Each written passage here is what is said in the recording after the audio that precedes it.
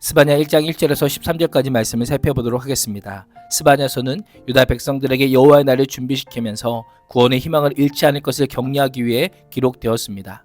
유다 왕 요시야 시대의 스바냐는 유다와 예루살렘 거주민들에게 하나님의 신탁을 전합니다. 하나님의 신탁은 온 세상과 남유다의 심판 선언으로 시작합니다. 1절은 표제입니다. 아몬의 아들 유다 왕 요시야 때에 스바냐에게 여호와의 말씀이 임합니다. 당시 유다는 선대 왕들인 므낫세와 아몬의 영향을 받아 종교적으로는 우상 숭배가 성행했고 사회적으로는 강자들의 착취가 만연했습니다. 국제적으로는 아수르의 쇠퇴와 신바벨론의 부강이라고 하는 대격변기에 있었습니다.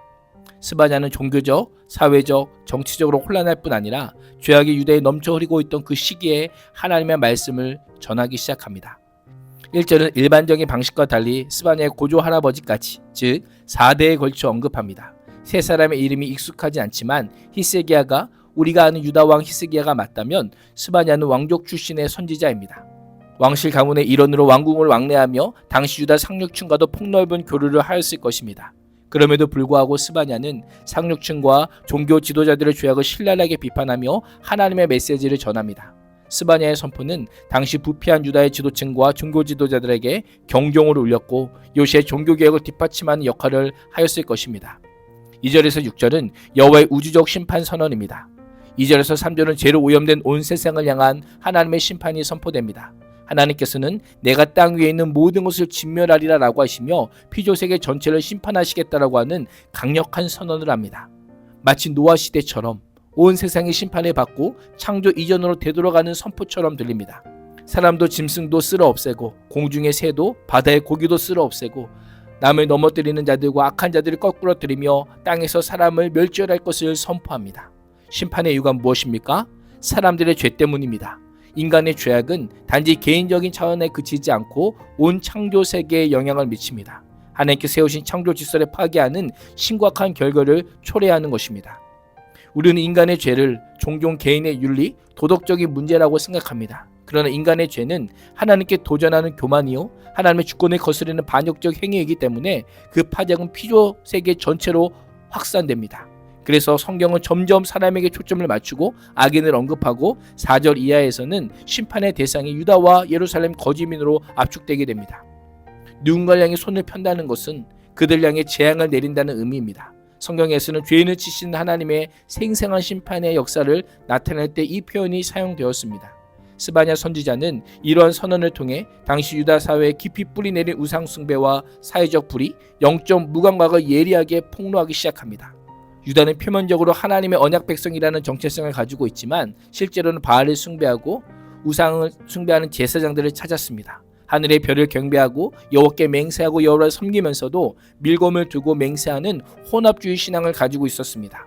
그들의 마음과 삶의 자리에는 이미 하나님을 떠나 있었던 것입니다. 6절은 실체적인 무신론의 행위를 장애하는 유대를 여호와를 배반하고 따르지 아니한 자들과 여호와를 찾지도 아니하며 구하지도 아니한 자들이라고 부르고 있습니다. 배반하다를 직역하면 뒤로 물러나다입니다.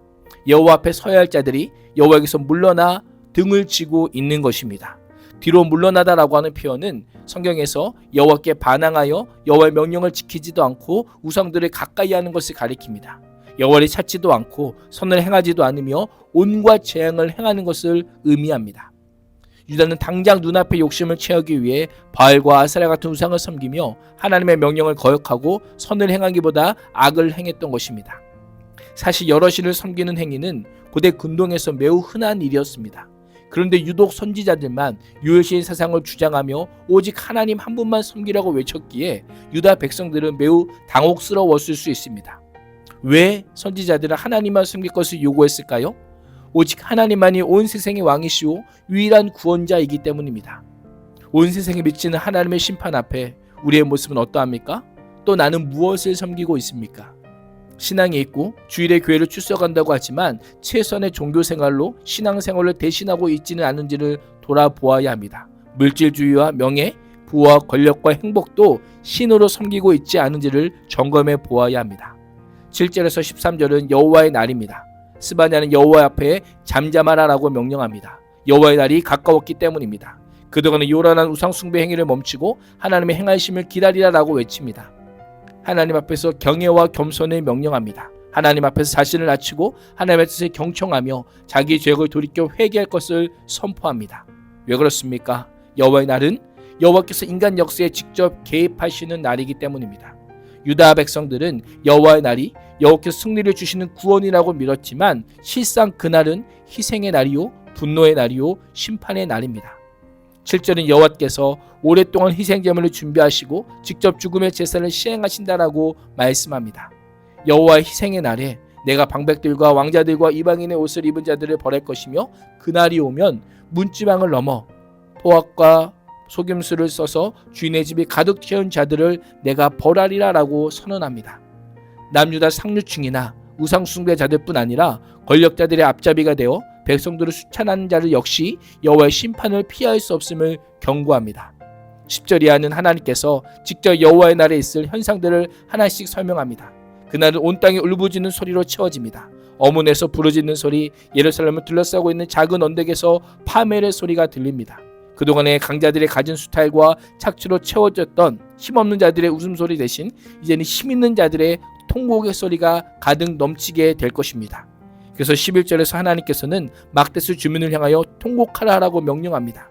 모든 상인과 은을 거래하는 이들이 끊어지고 모든 상거래가 멈추게 될 것이니 상업에 기반을 준 자들은 통곡을 할 수밖에 없는 것입니다. 마치 절구에서 곡식이 빠지듯 그들의 삶 또한 빠질 것을 보여주고 있습니다. 12절에 따르면 하나님께서 죄인들을 수색하기 위하여 등불을 들고 예루살렘 구석구석을 찾아다니십니다.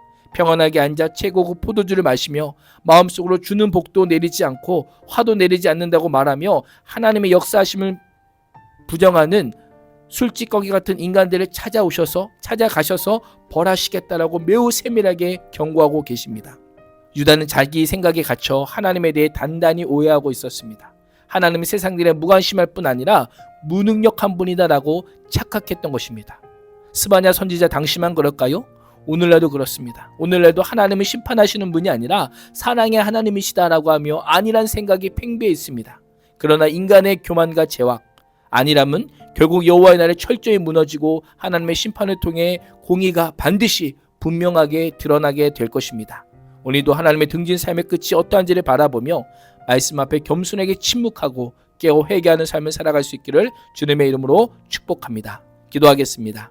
하나님, 여호와의 심판의 대상은 온 세상이요 심판의 이유는 죄임을 기억하며 여호와 앞에 잠잠하여 말씀 앞에서 겸손하게 침묵하여 깨어 회개하는 삶을 살게 하여 주옵소서. 예수님의 이름으로 기도합니다. 아멘.